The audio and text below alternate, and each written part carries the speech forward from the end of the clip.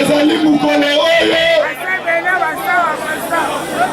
mikonzi ya parti va décider après restructuration baya koprésenter banomine na miso na bino à tout seigneur tout honneur tokosenga na bishop Tchatumba esika azali aya kotika cérémonie oyo na maboko ya Nzambe oyo asangisi biso awa.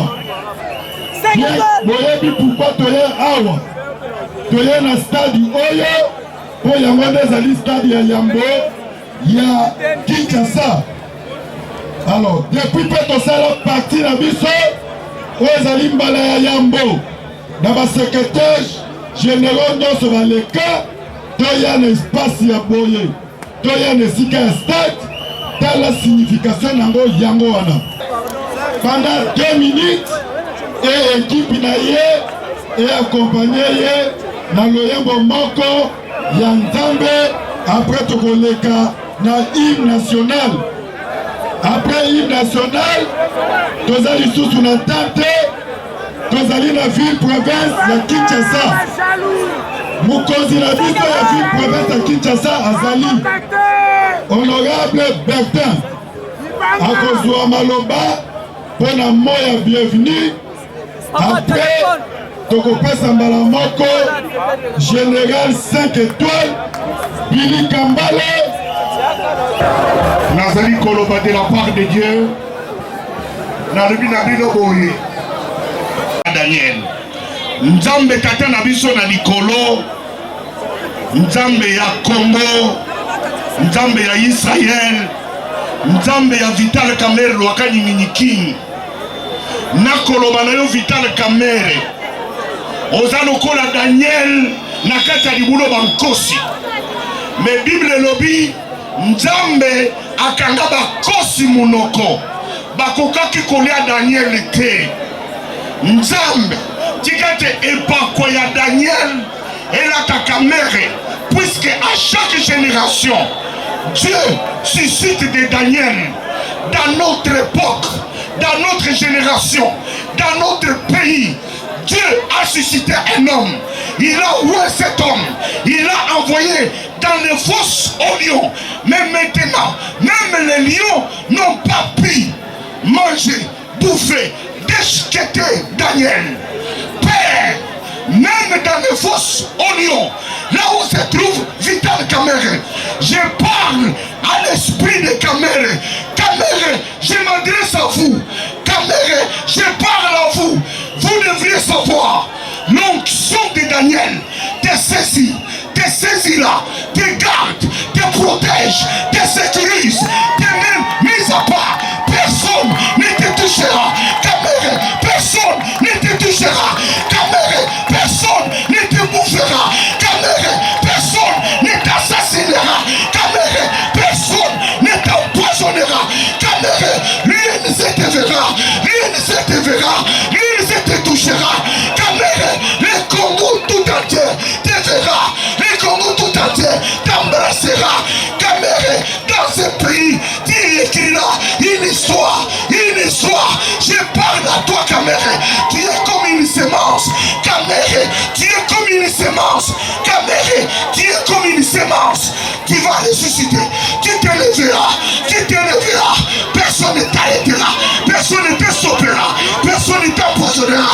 On te fera la guerre. Kamerhe, on ne te vaincra jamais. Kamerhe, on te cherchera pour être détruit. On te trouvera jamais. Père, merci. Puisque comme tu as ressuscité Jésus, tu vas ressusciter Kamerhe. Kamerhe akobi makaka.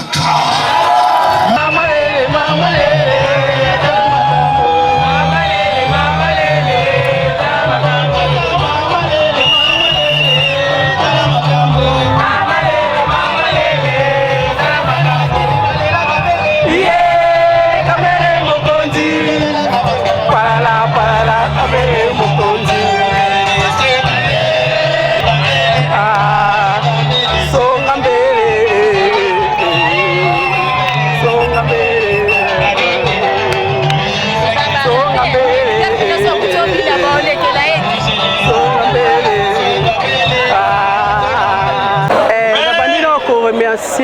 Nzambe na mokolo ya lelo apesi biso makasi toasiste na aktivité ya lelo napesi baautorité na ngai ya parti nyonso mbote kobanda liboso na président national honorable Vital Kamerhe na secrétaire général na biso excellence Billy Kambale mpe na coordonnateur national na biso ya recrutement ya implantation Joseph Papi Okata na confiance basali ngai mpo na kotia ngai comme coordonnatrice ya section ya genre. Mokolo ya lelo ezali mokolo ya monene mpo na biso UNC.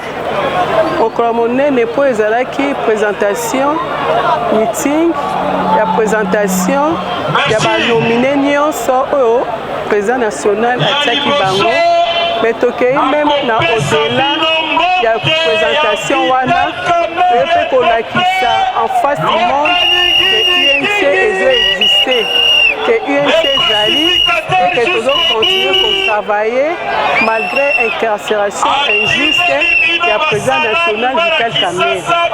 Mais on a profité pour l'occasion à l'élo pour le président national honorable Vital Kamerhe que Azali a soutenu la vie à 100% et que nous avons conduit que Azali innocent jusqu'à présent et que justice à Nzambe yango moko ekoya koprimé.